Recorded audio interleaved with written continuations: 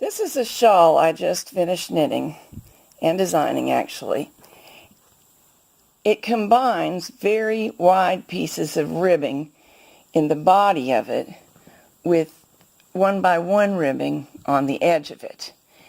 And that creates some challenges. I had a good reason for doing it, and it'll come out fine. But basically, rib this wide, panels of 7 stitches, behaves more like stockinette. It did pull in until I steamed it, but the difference between that and true ribbing, 1x1 ribbing, at the edge is showing up here. See all this rippling? It's because the shape of stitches that are 1x1 rib tends to lengthen as well as pull in. And I don't want one edge of the shawl to be dramatically longer than the other. So here you can see where I've begun to fix it with slip stitch and how effective it is. Let me show you how to do that. This is fingering weight yarn, by the way, and I am using a 3.5mm crochet hook. I will look it up and find out what letter that is in US sizing. I just always use metric ones. Now, because this is already longer than I want it to be, the edge, I'm going to solve the age-old question of how frequently do you make a crochet stitch along the edge by doing the simplest possible thing, working into every other row. And this is really just a chain stitch.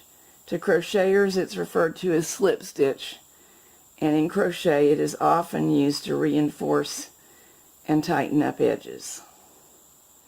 See if I can show you. It's in that stitch. This would be the next one. This would be the following one. And when I say in the stitch, I really mean between the rows, and I'm also working between 2 columns of stitches.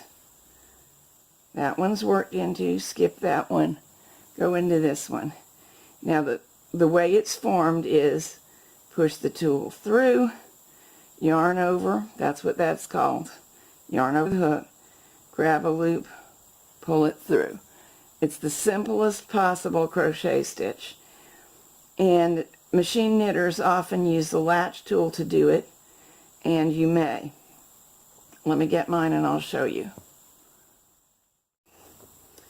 I will warn you that the latch tool doesn't do any automatic gauging or sizing for you. So it slides in between real easily, which is nice, nicer than a crochet hook. And it's very easy to make the chain stitch.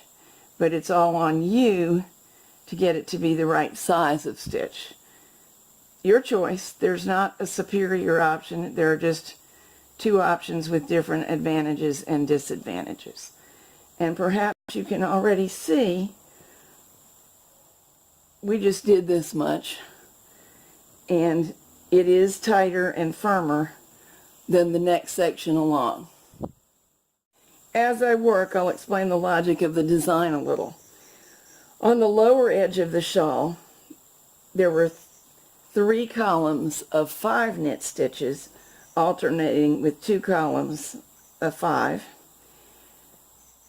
to get this faux cabled effect.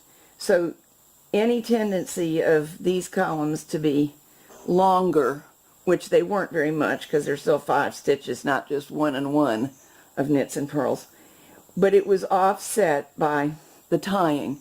And I actually purposely enlarged them a little while steaming and blocking, pulling down so we could see the openings.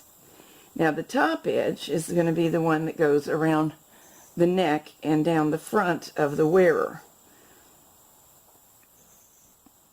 So 1x1 rib is the perfect edge finish in that it doesn't roll at all, and that's what we want. However, there is that feature. I can't change stitch sizes between one part of the knitting and the next because they're side by side, being knitted simultaneously. So I knew that I would need to deal with this gauge anomaly, the difference between 1x1 rib and 7x7 rib, and there's the solution. Here's the back of the finished shawl. And here's the front of it. There are a lot of ways you could wear it, of course, and because the dress form doesn't have arms, I have crossed it on her front and tossed the tails over her shoulder. These are the edges that we worked on, and you can see how they have stopped rippling and are behaving themselves.